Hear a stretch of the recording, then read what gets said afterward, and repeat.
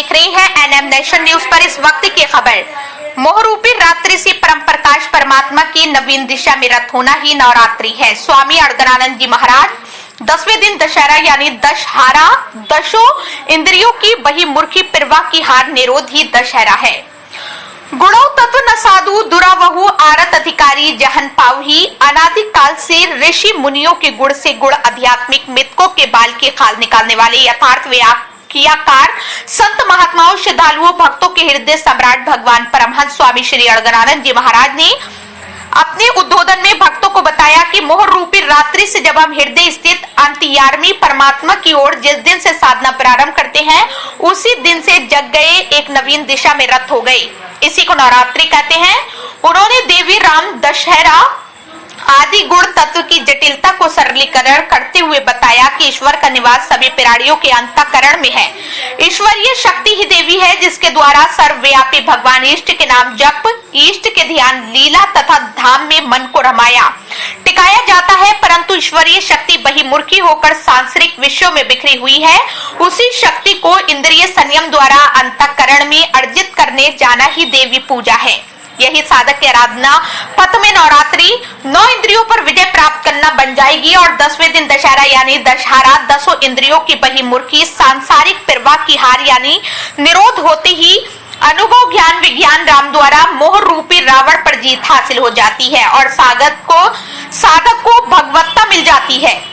पूज्य गुरुदेव भगवान ने बताया कि ओम राम अथवा शिव अनादि काल से यही 2-2.5 अक्षर के नाम का जाप किया जाता है।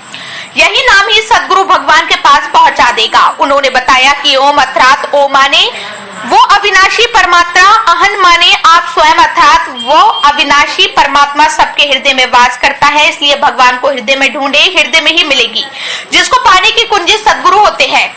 राम अर्थात रमनते योगिन यसिमन सराम, योगियों के हृदय में रमण करने वाले ही राम है। अर्थात यहाँ भी एक ईश्वर की आराधना हृदय में ही विधान है, अन्यत्र नहीं। शिव अर्थात प्रकृति की अंत सीमाओं से परे जो ऊपर बैठा है, यहाँ भी है, हमारे चारों तरफ है, वही शिव है। पूज्य गुरुदेव भगवान ने कहा कि जैसे जैसे ओम जाप करते जाएंगे 2-1 महीने में आपको आभास होने लगेगा कि आपके आगे पीछे कोई है। उसी को कहते हैं भगवान का हृदय से रति होना। भगवान धीरे धीरे आपको माया मोह आदि प्रकृति के झंझावातों से उठाकर एक नई दुनिया परमात्मा के परिक्षेत्र में उठाकर कर देगा। इसी को नवरात्रि कहते हैं। फिर मोह रूपी रावण का वध होगा और दशहरे का दिन आएगा।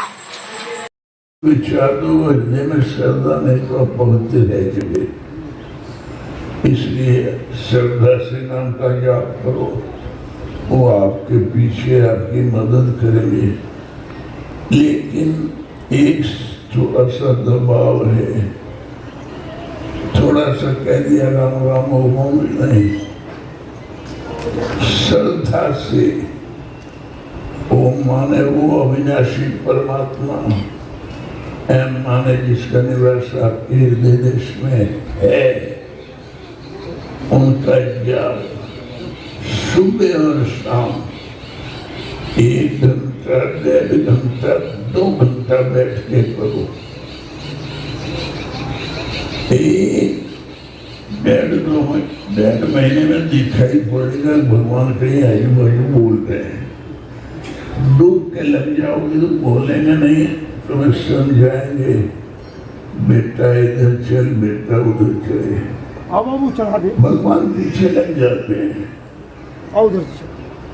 इसलिए भगवान कहीं दूर से बैकुल में नहीं रहता। तुम घर जाओगे भोगत शाम भरे में जाओगे, रास्ते में गाड़ी लड़खड़ा गई, और भगवान की गाड़ी कभी नहीं लड़खड़ा दी, वो तो सुनने में स्थित है। और जहाँ खड़े हो पुकारो वहीं हाजिर। पाछे लगा जाई था लोक वेद के साथ, मार्ग में सदगुरु मिले दीपक दीना हाथ। लोक प्रीत वेद रीति के साथ मैं भगा जा रहा था हजारों वर्षों से। इस दौड़ में चलते चलते सदगुरु मिल गए, उन्होंने हाथ में दीपक दे दिया। दीपक देना हाथ में वस्तु दई लखाए। कोटि जन्म का पंथ था, पल में पहुंचा अध्याय।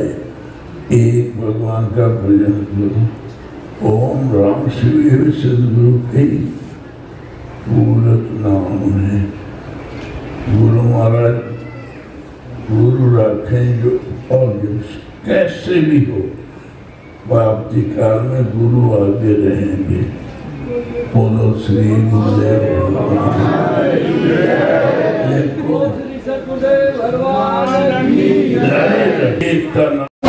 देश और दुनिया से संबंधित जानकारी जानने के लिए हमारे चैनल को सब्सक्राइब कीजिए।